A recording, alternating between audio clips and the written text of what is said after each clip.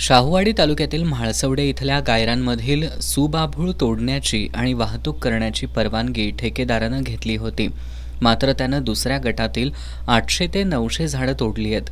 या बेकायदेशीररित्या वृक्षतोड प्रकरणाची सखोल चौकशी करून संबंधित ठेकेदारावर कारवाई करावी आणि त्याला सामील असणाऱ्या वन खात्यातील संबंधित अधिकारी आणि कर्मचाऱ्यांच्यावर निलंबनाची कारवाई करावी अशी मागणी ठाकरे गटाच्या वतीनं करण्यात आली आहे. या मागणीचं निवेदन त्यांनी वनविभागाचे उपवनसंरक्षक जी गुरुप्रसाद यांना दिलं. या मागणीची दखल न घेतल्यास तीव्र आंदोलन छेडण्याचा इशारा यावेळी देण्यात आला. यावेळी पक्षाचे उपनेते संजय पवार, जिल्हा सहसंपर्क प्रमुख विजय देवणे, महिला आघाडी संघटिका प्रतिज्ञा उत्तुरे, स्मिता सावंत मांढरे, विशाल देवकुळे, हर्षल सुर्वे, मंजित माने, करवीर तालुका प्रमुख राजू यादव, शशिकांत बिडकर, अवधूत साळुखे यांच्यासह शिवसैनिक मोठ्या संख्येनं उपस्थित होते.